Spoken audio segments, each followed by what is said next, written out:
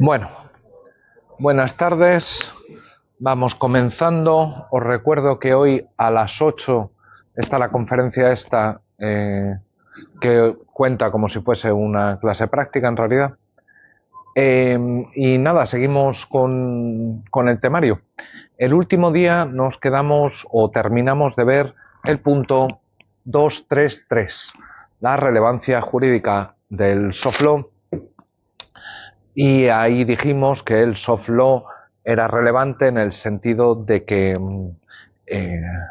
contaba como una condición para la justificación de decisiones jurisdiccionales. ¿Por qué? Porque era autoritativo, provenía de una autoridad, práctica, normativa o epistémica que fuese, y porque estaba institucionalizado, al menos contaba con un órgano jurisdiccional o un órgano legislativo. Hoy nos centramos en 234, los efectos jurídicos indirectos o los posibles efectos jurídicos indirectos del soft law. Os recuerdo, esta propiedad ya la vimos por encima al ver el punto 232, la letra C, que se llamaba posibles efectos jurídicos indirectos del soft law. Lo que vamos a hacer es detenernos un poco más aquí. ¿Por qué? Mirad,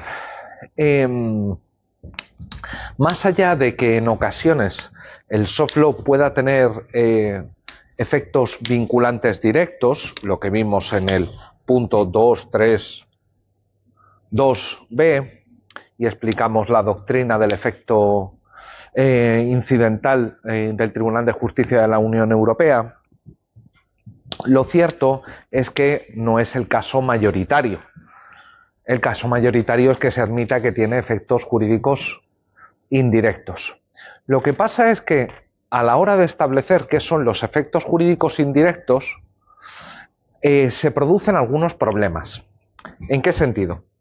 Mirad, una de las estudiosas más brillantes del soft law y que ha hecho mejores análisis, Linda Senden, una de las autoras de la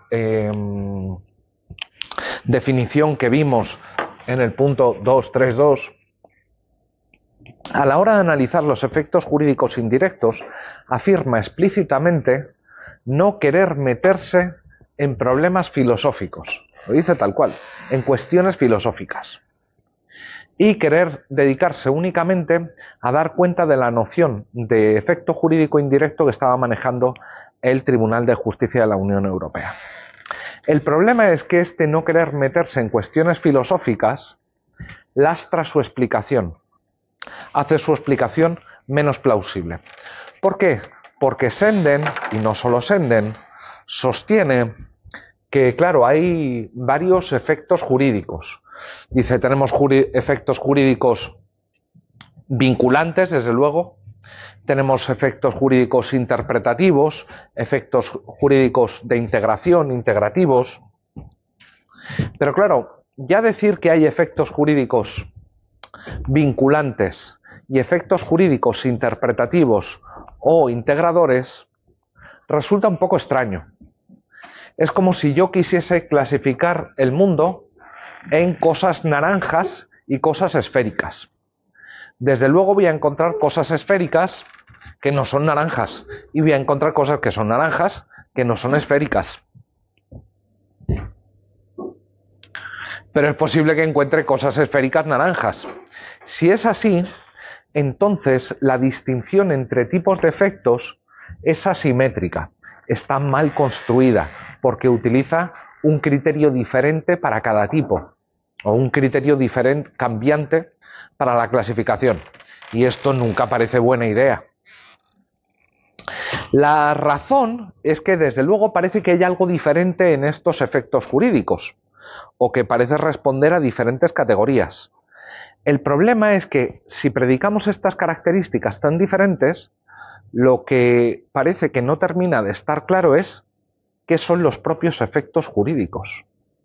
Así que lo que tenemos que hacer nosotros es irnos a la cuestión, no vamos a decir filosófica, teórica, que nos requiere dar un paso hacia atrás y preguntarnos qué son los efectos jurídicos.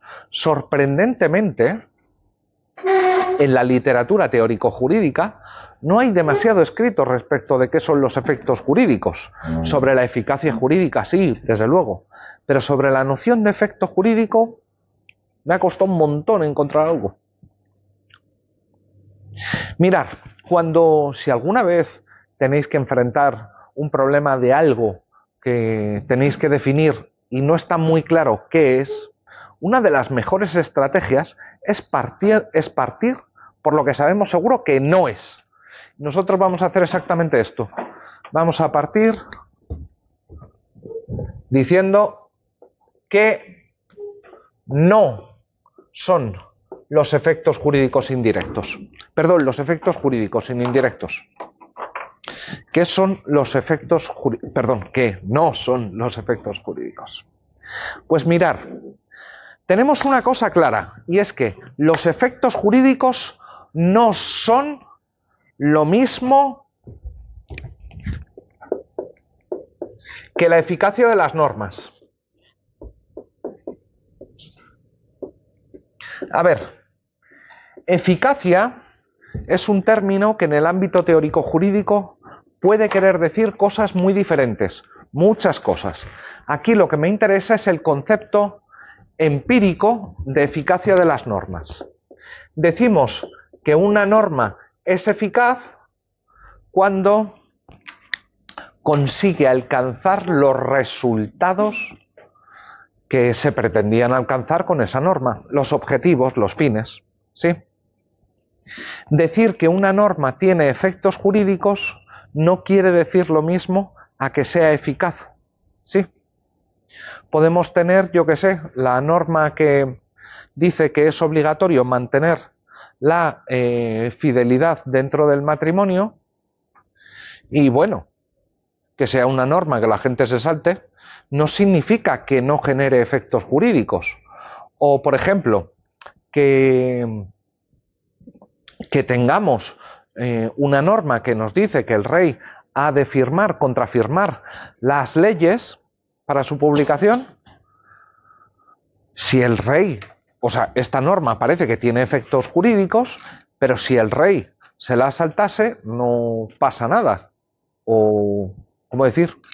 No, ese es un ejemplo de lo siguiente, perdón, que me he ido. Si pusiésemos, yo qué sé,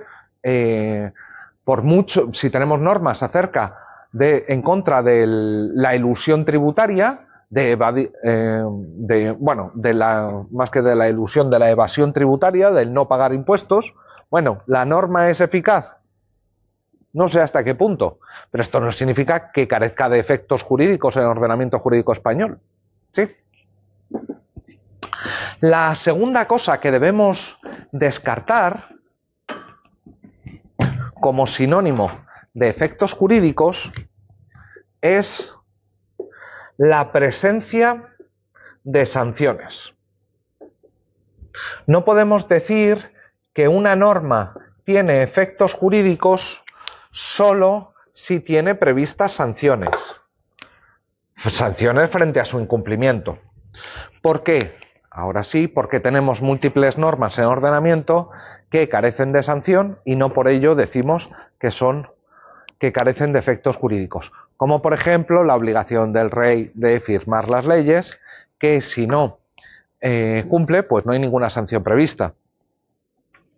¿Sí?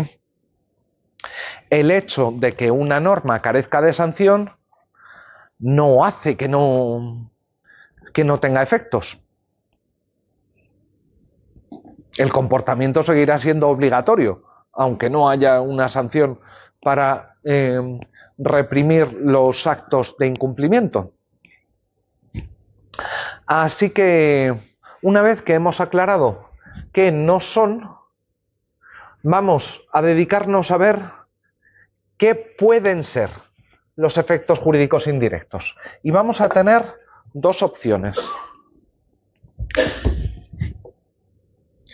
¿Qué pueden ser?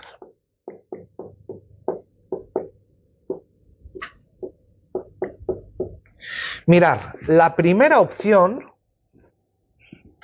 es que los efectos jurídicos no sean otra cosa más que el reflejo lógico de las normas jurídicas.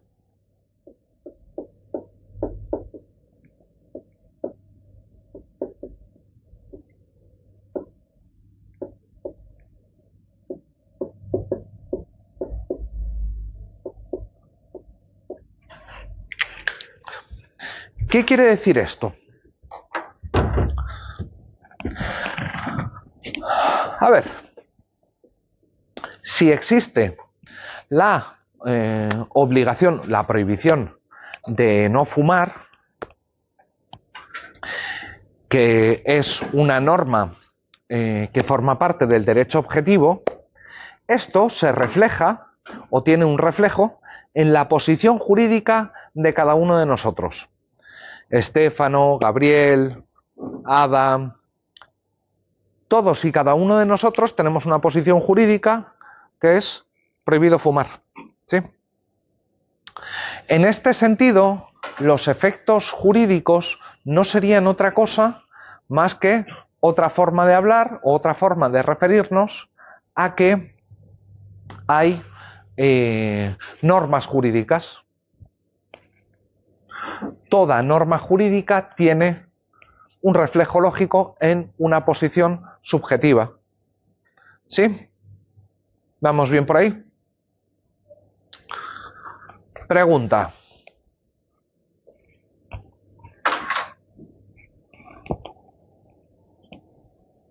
Pongamos que... ¿Cómo era tu nombre? Que no me acuerdo. Ángela. Perdón, Ángela. Pongamos que Ángela es doctora en urgencias y se encuentra con un infarto cerebral. No sé si sabéis que dependiendo del sistema puede ser en cada zona sanitaria, pero incluso en cada hospital hay protocolos para actuar dependiendo de las situaciones. Y existe un protocolo para actuar cuando se produce un infarto cerebral. Que, como os digo, puede ser, dependiendo de las zonas, puede que sea de cada hospital o de la región sanitaria o de lo que queráis. ¿Sí? Ángela, conocedora de su protocolo, decide no actuar conforme al protocolo. ¿Por qué? Pues mira, decide actuar no conforme al protocolo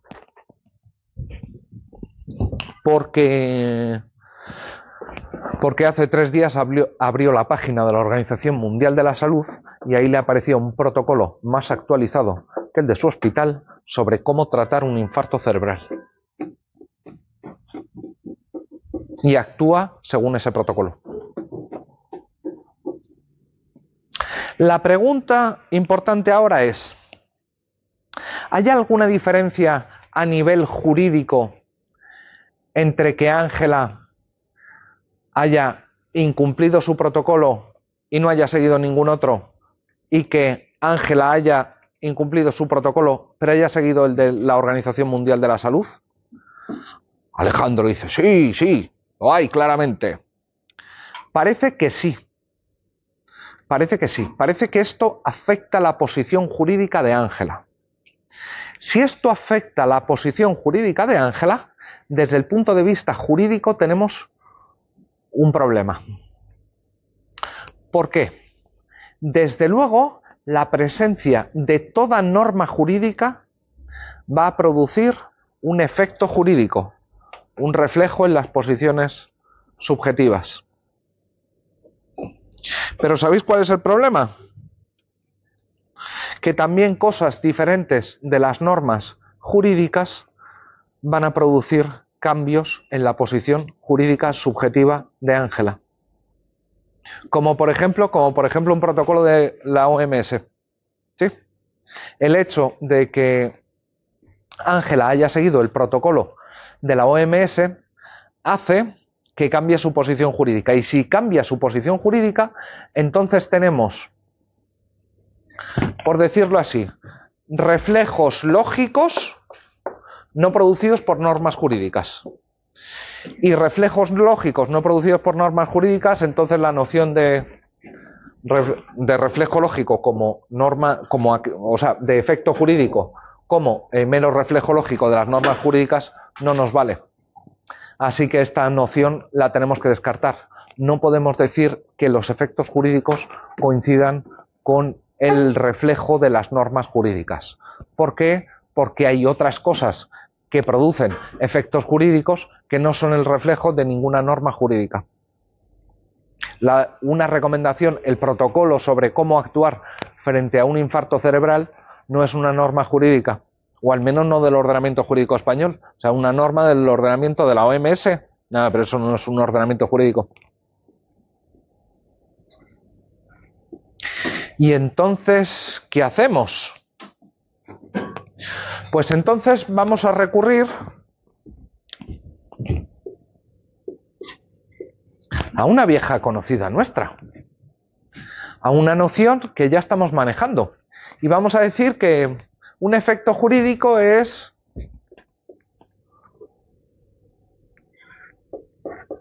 aquello que produce relevancia, claro. En este sentido, decir que algo produce efectos jurídicos va a querer decir simplemente que el hecho de alegarlo en un proceso cuenta para la justificación. Claro, cuenta para que la decisión esté considerada, la decisión, la demanda, la pretensión, esté mejor justificada o se considere que está mejor justificada y es por tanto válida. ¿Sí? Ahora bien, recordemos, nosotros en el punto 233 hemos dicho que todo el soft law tiene relevancia jurídica, así que todo el soft law produce efectos jurídicos. Si efectos jurídicos quiere decir que es alegable frente a un tribunal y que alegarlo hace que la decisión esté mejor justificada, entonces todo el soft law produce efectos jurídicos. Pero entonces, esta tesis de los efectos jurídicos indirectos del soft law, ¿por qué sería importante? Mirad, es importante porque pese a que los expertos en soft law dicen hay muchos tipos de efectos jurídicos, te dicen vinculante, interpretativo y otros muchos, cuando están hablando de efectos jurídicos indirectos, se están refiriendo a un tipo de efecto jurídico muy en concreto, que es la vinculatoriedad. Nosotros sabemos lo que significa vinculatoriedad. Vinculatoriedad significa... ¿Qué significa vinculatoriedad? Venga, súbanme el ánimo.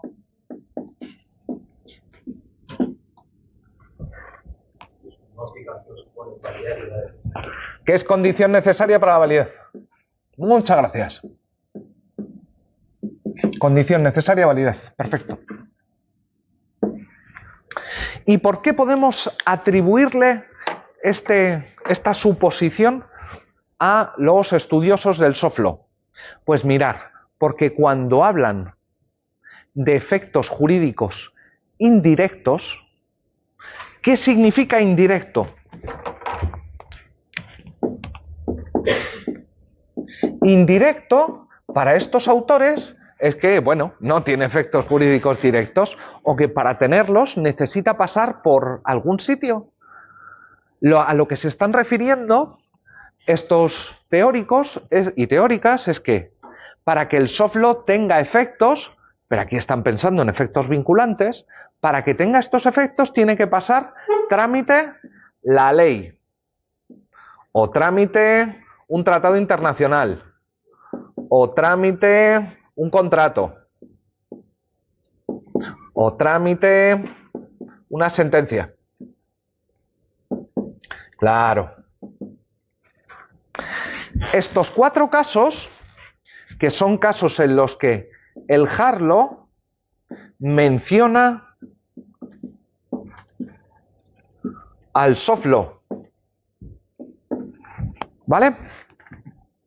Claro, en estos 4 casos, si una ley te hace una remisión a un instrumento de soft law y la ley es vinculante, 2 más 2, aquello a lo que remite, también es vinculante. No hay mucho que...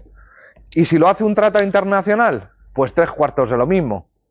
Y si es un contrato que lo que hace es coger una cláusula de estas de la Organización Mundial del Comercio, un Incoterm, y en vez de decirte, no, las partes acuerdan que la responsabilidad por la mercancía surge, te dice, no, Incoterm 4.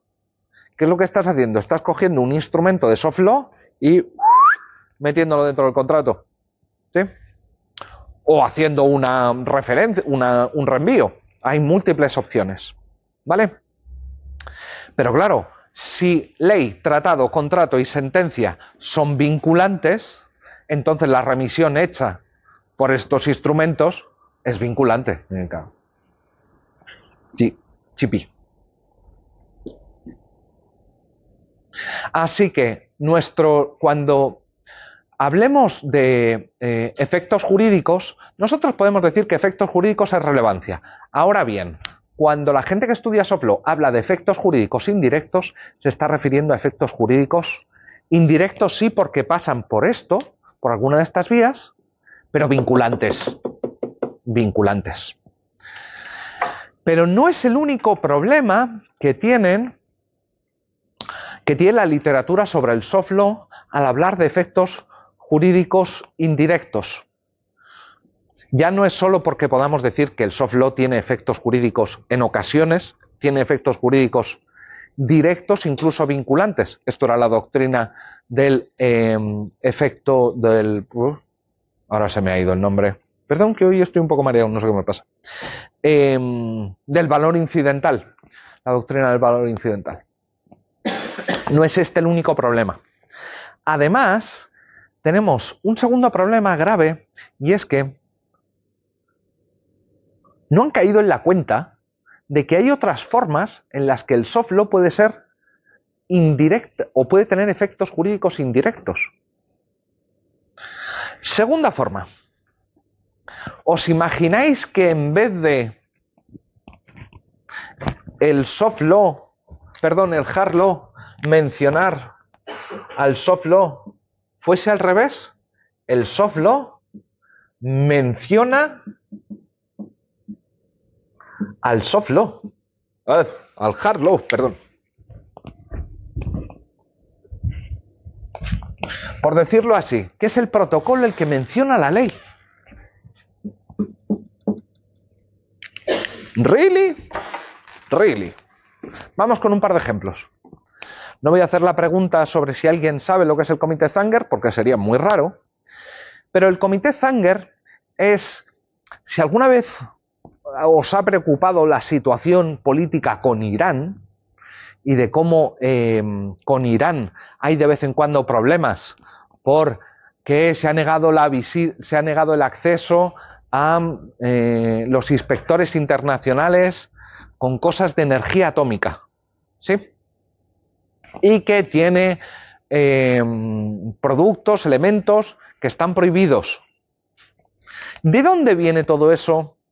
Mirad, el comité Zanger es un comité que se dedica a establecer cuáles son las sustancias prohibidas y la maquinaria prohibida en materia nuclear.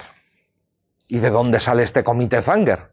Pues mirad, este comité Zanger en realidad es un comité que nace como órgano de interpretación del Tratado de No Proliferación de Armas Nucleares.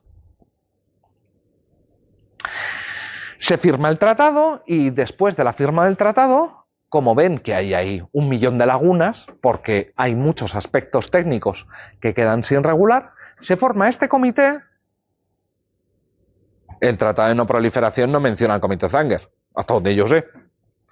Sino que es el comité Zanger el que dice, yo interpreto el Tratado de No Proliferación. De esta manera, ¿qué es lo que hacen? Hacen indirectamente vinculante lo que ellos mismos dicen. ¿Por qué? Porque dicen, cumplir con lo que yo estoy diciendo es cumplir con el Tratado de No Proliferación de Armas Nucleares. También es el caso de que tenemos un tratado internacional un poco ambiguo y no es que tengamos un acuerdo interpretativo posterior que no sea un tratado internacional, que también sucede. Hay un caso más simpático, en el que, por ejemplo, pongamos la COP30 de Brasil. ¿Sabéis lo que es la COP30? El acuerdo del clima y del medio ambiente a nivel mundial que se está celebrando actualmente en Brasil, ¿vale? Estos acuerdos suelen ser muy genéricos, los acuerdos COP. A veces lo que sucede es que para materias muy específicas se crea un subcomité lo que emite este subcomité no son tratados internacionales, que te dice, mira, para cumplir con el acuerdo 8, un acuerdo muy largo, el acuerdo número 8, vamos a considerar actos de cumplimiento que se reduzca la quema de carbón, la tala de árboles y no sé qué. El tratado no especifica, pero esta guía o este manual de cumplimiento te dice: cumplir conmigo es cumplir con el acuerdo de la COP30, con el Tratado Internacional. Esto pasa así de veces, ¿sí? Estas guías de cumplimiento en realidad lo que vienen a hacer es a volverse indirectamente vinculantes porque ellas, el soft law, menciona, se ata al hard law.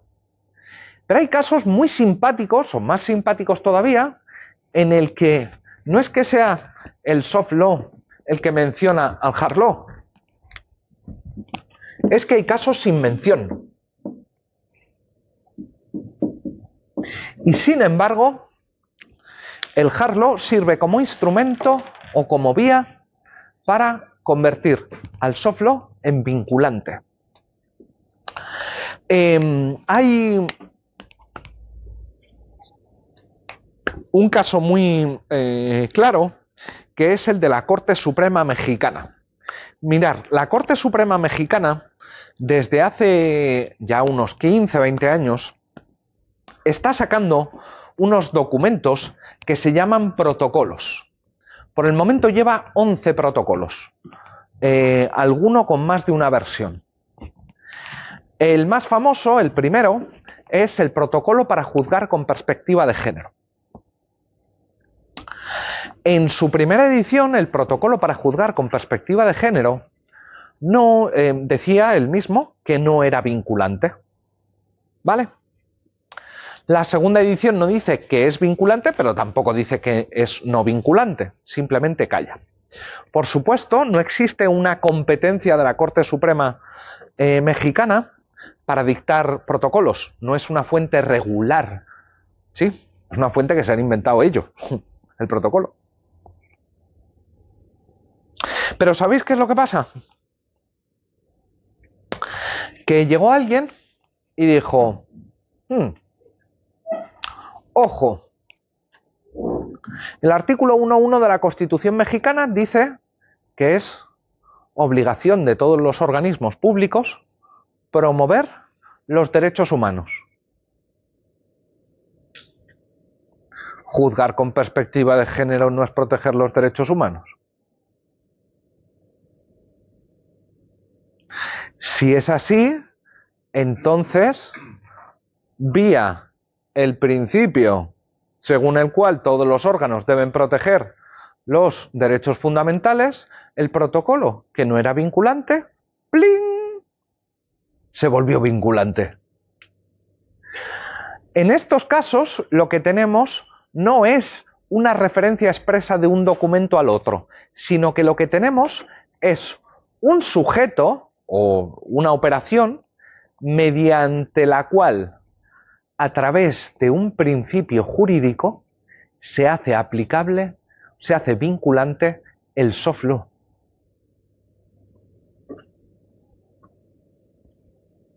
Os pongo más ejemplos. La Universidad de Murcia tiene diversas fuentes, en el sentido de que hay diferentes formas de imponer normas. Tenemos reglamentos, tenemos decretos rectorales, y no me acuerdo de de cuál es más.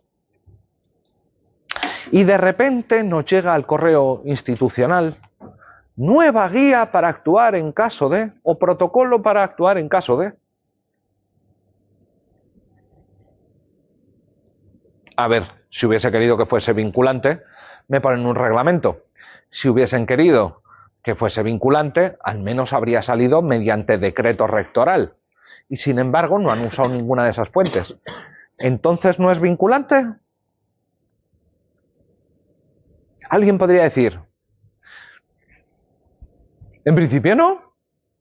En principio no.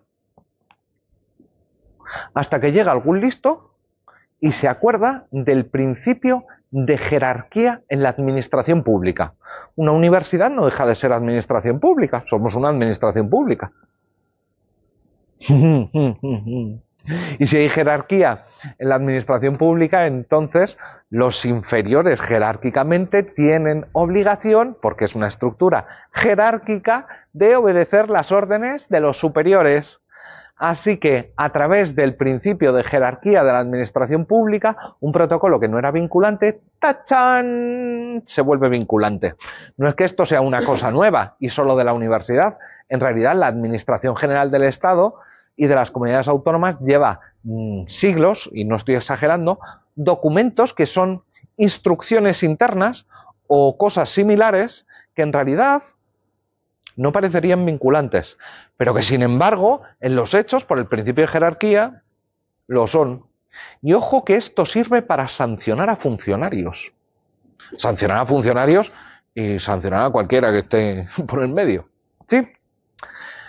Así que, además de que el hard law mencione al soft law, en ocasiones podemos tener soft law vinculante de manera indirecta, porque es el propio soft law el que menciona el hard law, o también porque ha habido alguien en un acto de construcción jurídica, de creación de una norma, que ha recurrido a un principio y ha dicho, a través de este principio se vuelve vinculante el soft law.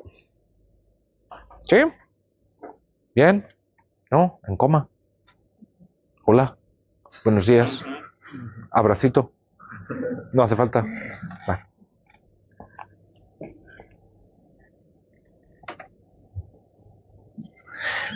Bueno, ¿y qué hacemos con la clasificación esta de efectos interpretativos, efectos de...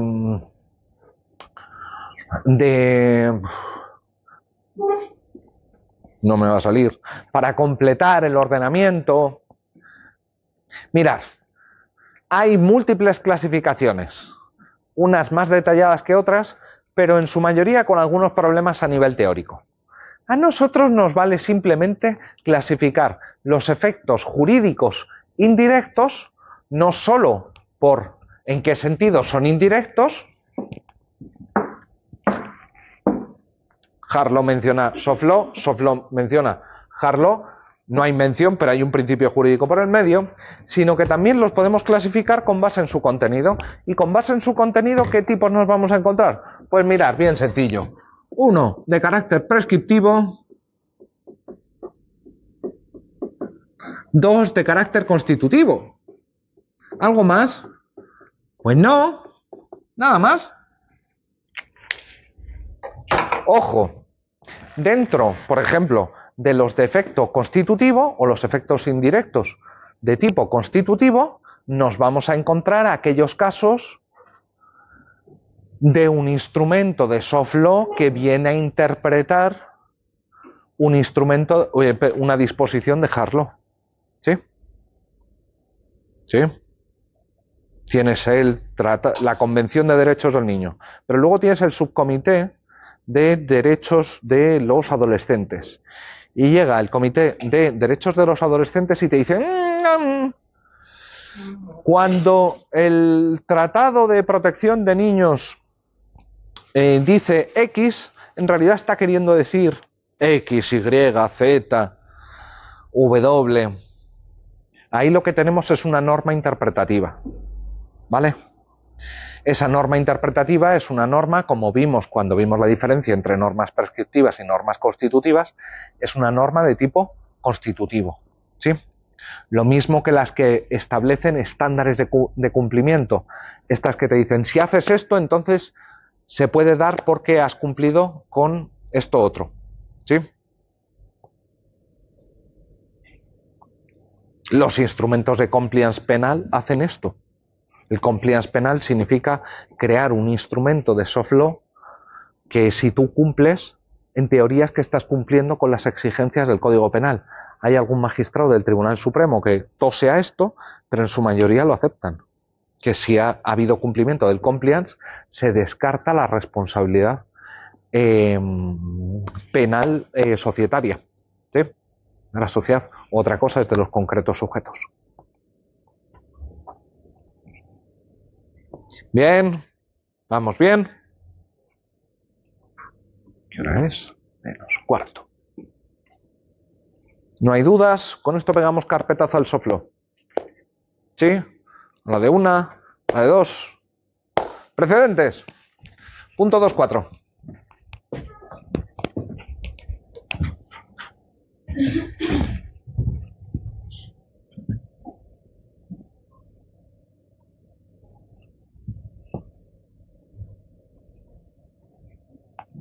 ¿Alguien me puede decir así a la rápida qué son los precedentes?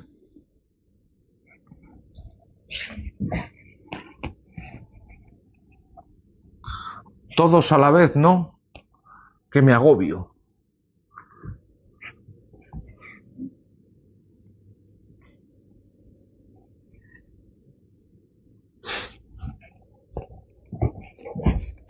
Como criterios preestablecidos que orientan las decisiones judiciales.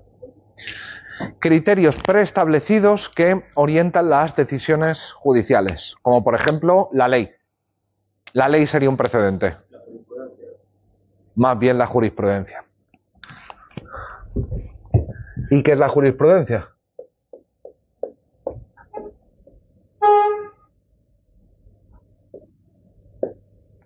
¿Alguien sabe lo que es la jurisprudencia? ¿Verdad? Doctrina reiterada del Tribunal Supremo, lo mismo que la doctrina de la fe. ¿En qué sentido, doctrina? Bueno, pues una serie de decisiones reiteradas que van por un mismo camino. Decisiones reiteradas que van por un mismo camino del Tribunal Supremo. Es el faro orientador de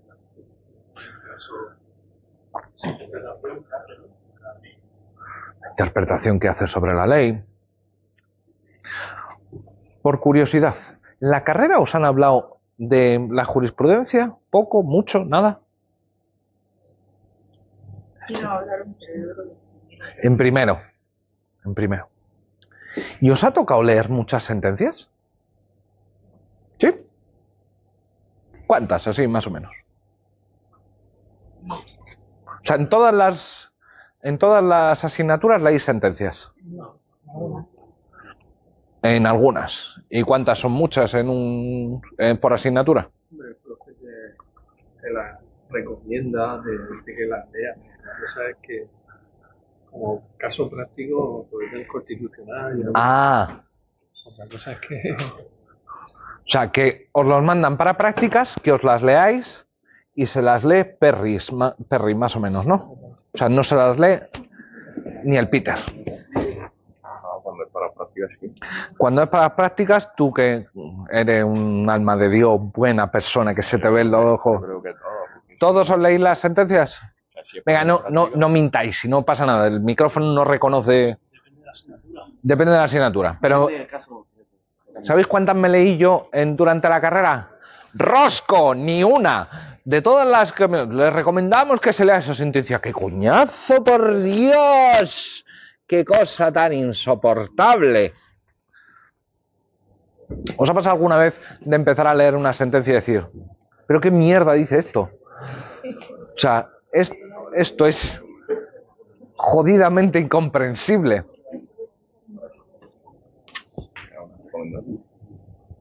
Pero son eso, recomendaciones.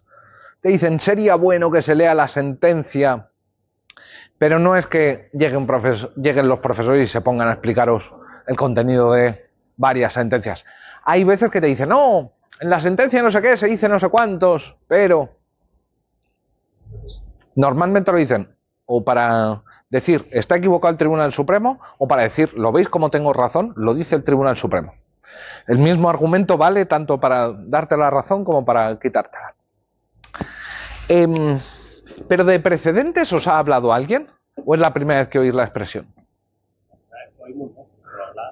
Hombre, precedente no en el sentido de que el derecho romano es un precedente del derecho español, pero ¿alguien os ha contado qué eran los precedentes desde el punto de vista jurídico? En administrativo, toma ya, ¿quién te dio administrativo? Magnolia, y os habló así de precedentes administrativos. ¡Ole, Magnolia! ¿Y qué os contó? Así más o menos. Pues que eran las. Si no me recuerdo, era a tenor de. Pero quiero recordar que eran las decisiones que se tomaban los tribunales administrativos, que, bueno, los tribunales administrativos, que en función de lo que la línea que seguían las sentencias,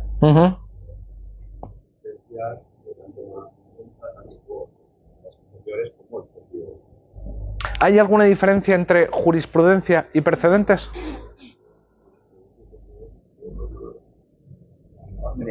La jurisprudencia es la que del Tribunal Supremo. Y no podemos llamar precedentes a los del Tribunal Supremo. Y hay cosas que son precedentes que no son jurisprudencia. Una dirección general puede sentar precedentes. ¿Me lo estás preguntando o afirmándolo? No preguntando. Que si una dirección general puede crear un precedente. A nivel administrativo, tomar una decisión. Depende de lo que entiendas por precedente. Mirad, hay autores que han insistido mucho en que lo nuestro, lo propio, lo patrio, no solo lo patrio, en general de todos los países de la tradición del civil law, incluida toda Latinoamérica, que a veces se piensa en el derecho continental, pero es el derecho bicontinental, Europa y toda América Latina, al menos. Que lo nuestro es la jurisprudencia, que los precedentes son una cosa que se inventan los guiris, el mundo anglo, más o menos a partir del año 1000, 1200 ya podemos hablar de precedentes en sentido estricto. Pero que esto de hablar de precedentes en los ordenamientos jurídicos nuestros sería una especie de importación de algo del common law. Y estas importaciones no siempre funcionan. Se suele usar mucho metáforas agrarias y se dice que es como un trasplante de una planta que la llevas a otro clima. Claro, si tú coges una planta, yo que sé, de Nueva Zelanda y te la traes a Murcia, va a sufrir la planta de Nueva Zelanda. Nueva Zelanda es muy verde, muy lluvioso, muy húmedo.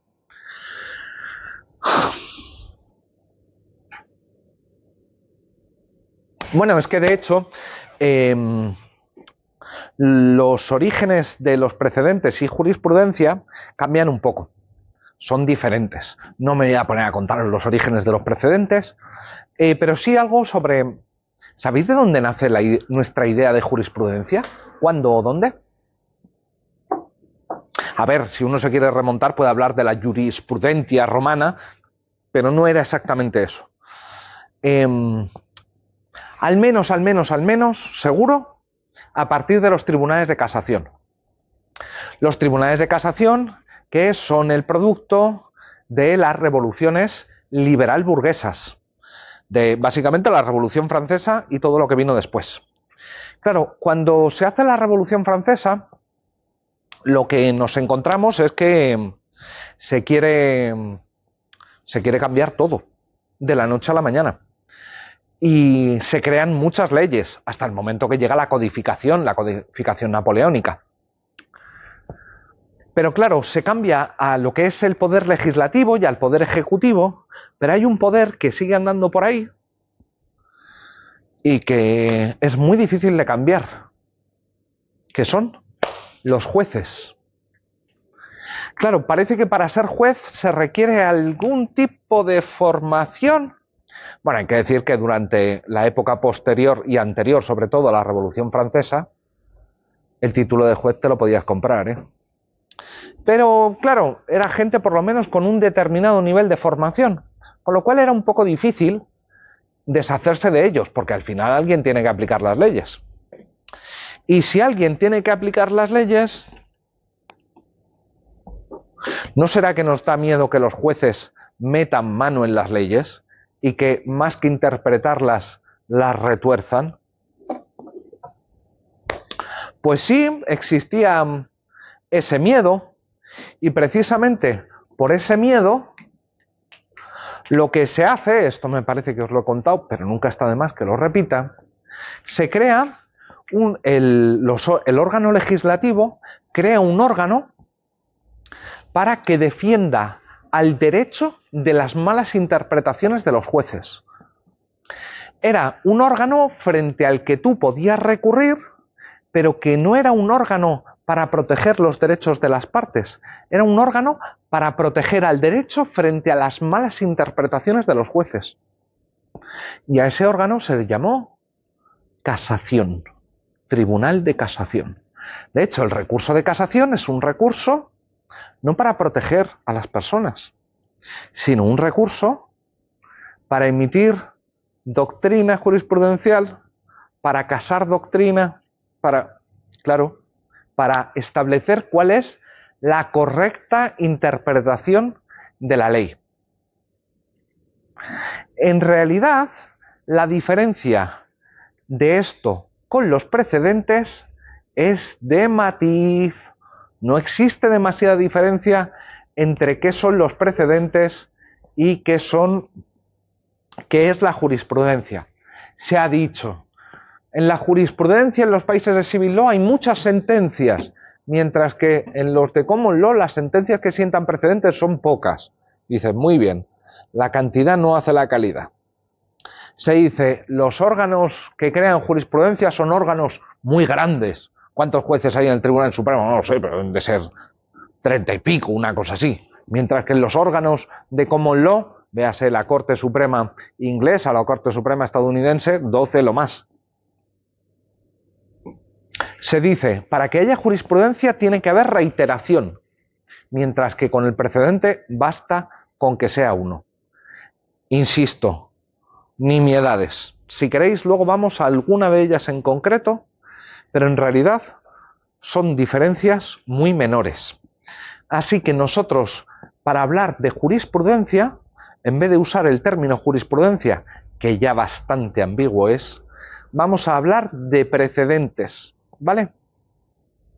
¿Qué son, así, en extrema síntesis o ateóricamente, los precedentes? Pues los precedentes son sentencias pasadas.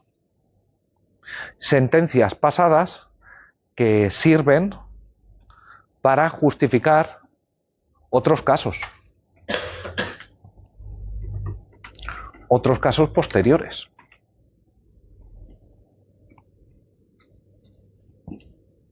Uy, si ya son y 58. Vale, pues hacemos una pausilla de 10 minutos.